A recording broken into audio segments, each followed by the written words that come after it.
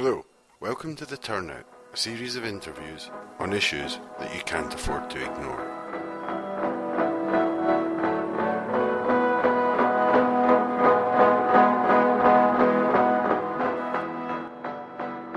For the second episode, I spoke to Michael Marsh of the Good Thinking Society about homeopathy and its medicinal effects, or indeed its lack of them, its availability on the NHS, and some of the other dangers involved in using remedies that are not based on good science. Hi Michael, how's it going? Very good, thanks you. Yeah, how about yourself?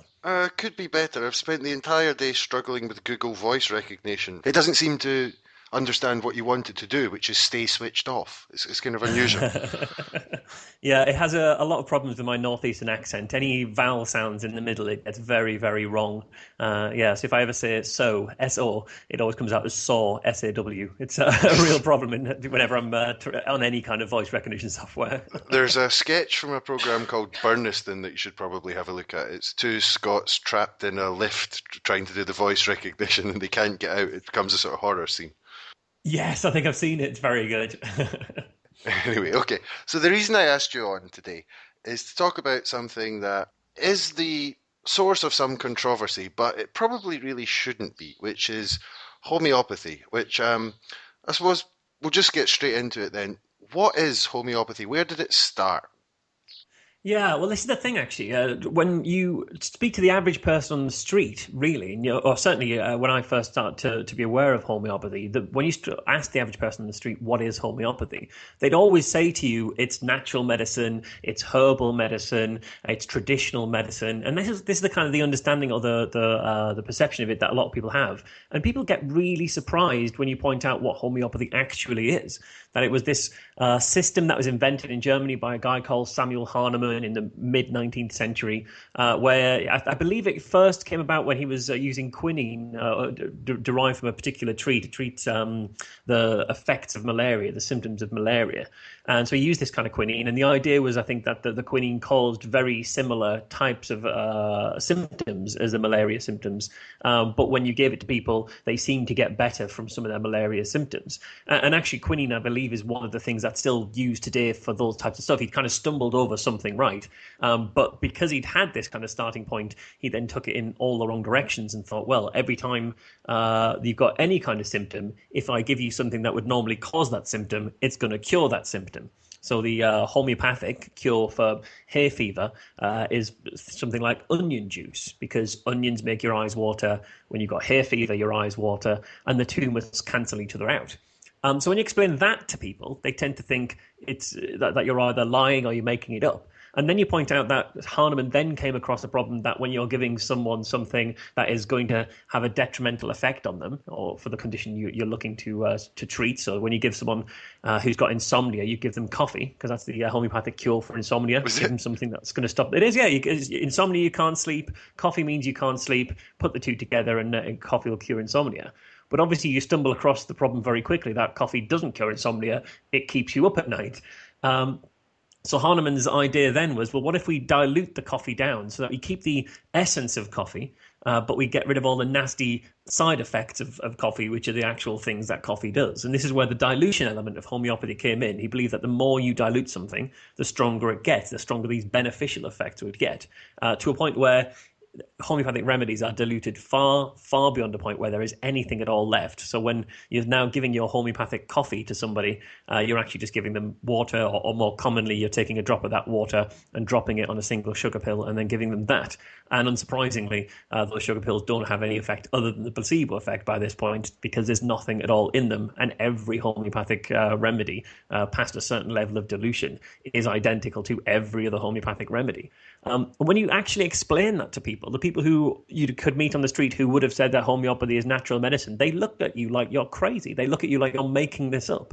But it's absolutely true. And then you start showing them, you can show people videos of how homeopathy is made, and the dilution process is very intricate. You've got to do it a special way, and you've got to bang the remedy 10 times in each direction against a leather-bound book, preferably a Bible, is what Hahnemann actually said, or a surface that's firm yet giving, which I think is people's description of the ideal man. I think it's someone who's firm yet giving. I don't know. But these are the kinds of things that come up. I think it's a mattress.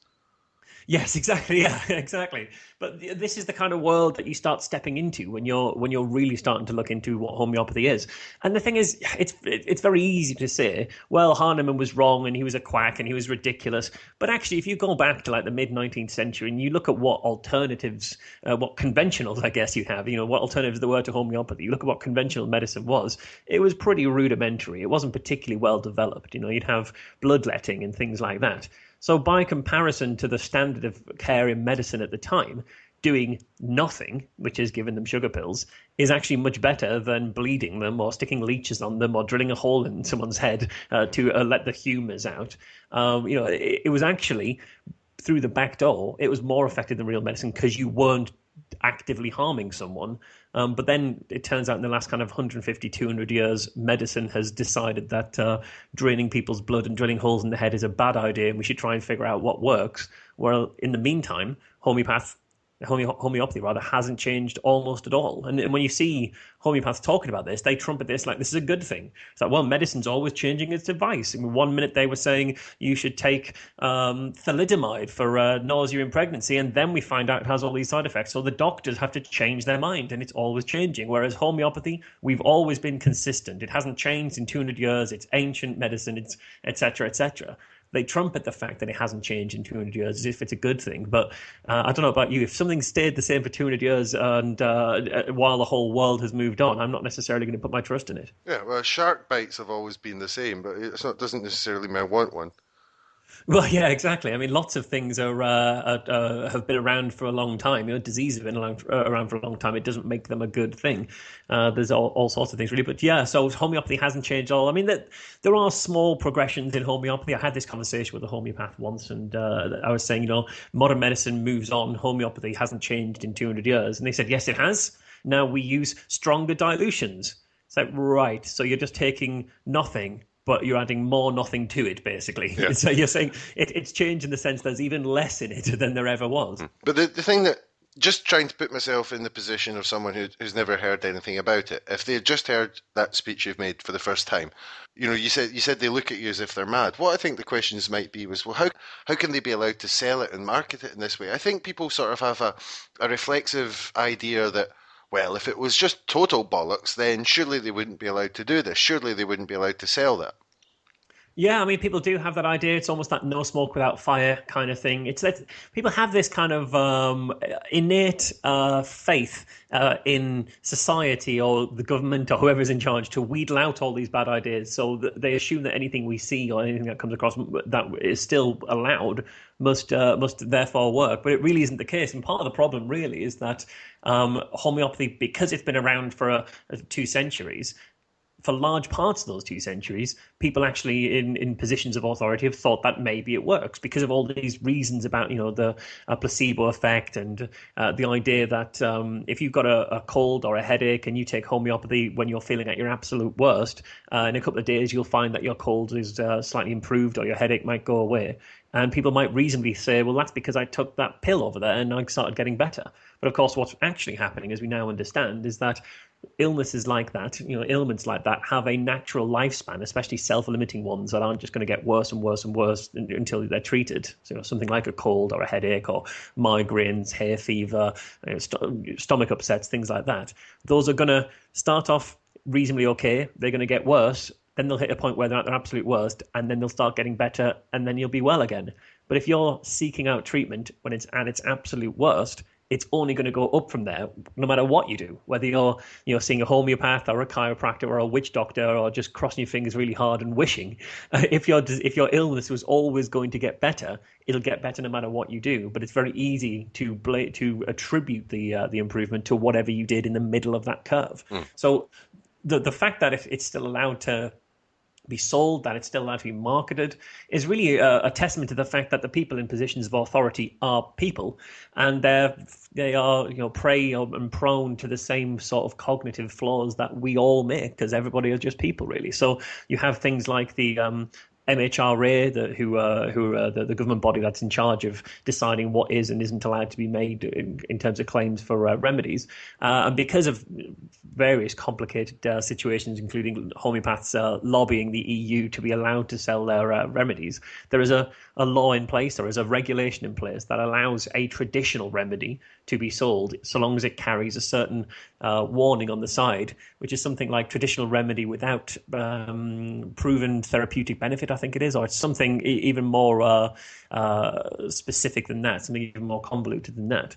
And whenever you go and buy your homeopathy from Boots or Holland and Barrett or Nelson's or if you're in Scotland, Freeman's Homeopathics in Glasgow, a lot of the remedies will have this little warning on the side, without a therapeutic indication. That's what it is, traditional remedy without therapeutic indication. And the idea is that's meant to tell people that this doesn't do anything. But how much the average person on the street would read the sentence without therapeutic indication and realise it means this does nothing at all? I just don't think people understand that terminology. You said homeopathic lobby there. I'm sure there's also a sort of big pharma lobby. I'm not going to get into lots of woo about big pharma, but how strong is that homeopathy lobby? What are they doing? Are they presenting junk science to various ministers to try to get them to pass it? Or are ministers just not really interested in something? I don't know. How does it work?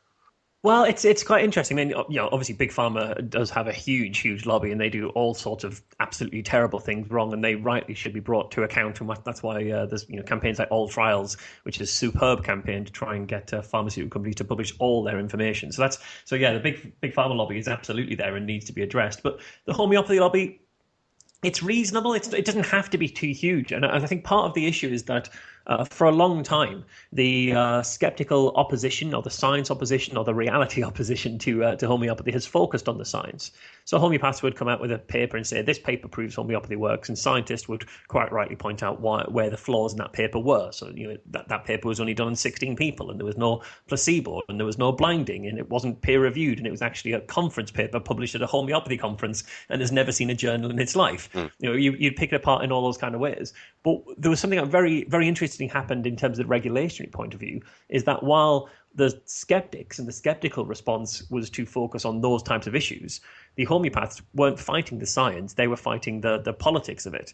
So they were arguing that, in fact, when the EU legislation was coming in, I forget exactly which regulation, but it was going to essentially restrict homeopathic remedies through the back door, because it was going to make it so that you had to prove there was efficacy to a product before you sold it, even in natural healthcare. The homeopathic lobby, and I think it was the Netherlands, successfully argued that you couldn't bring in a law that would mean that homeopathy had to be proven to work before you sold it, because it would harm their ability to trade, and it'd be interfering with their ability to make a living, because they export out their homeopathy to other parts of Europe, and they sell homeopathy for a living, these homeopaths. So to bring that regulation in would effectively restrict their freedom of trade. And while the skeptics are fighting the science arguments and were saying this study proves that it's false, the homeopaths were just not talking about the science, and were having these conversations with politicians who maybe hadn't seen the science and maybe didn't quite understand what homeopathy was, because they thought it was natural medicine and herbal medicine, and if it's out there, it must work, otherwise someone would have stopped it by now. And they were actually successful, and that's kind of part of the reason that you get this little warning on the side of homeopathic remedies and you're still allowed to sell them, is because of that particularly successful campaign in terms of the EU regulations. So it doesn't actually need, or in the past, it hasn't needed a particularly sophisticated homeopathy lobby to make their case to people. Because I guess the science element, the skeptical element, hasn't necessarily been politically engaged or engaged in the same types of conversations.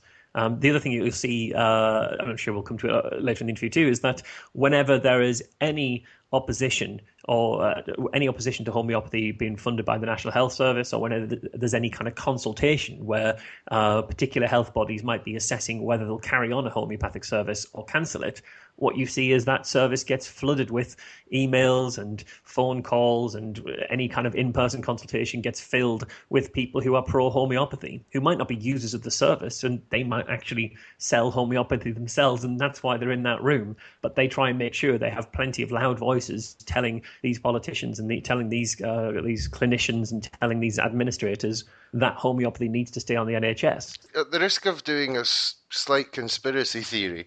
Is this one of those things that if you were to check where the IP addresses of all those people who are writing in came from, you might find more than one from the same IP address? I mean, possibly, but in a way, you don't even necessarily need that. I think because if you have an online consultation and you welcome submissions from the public, you might get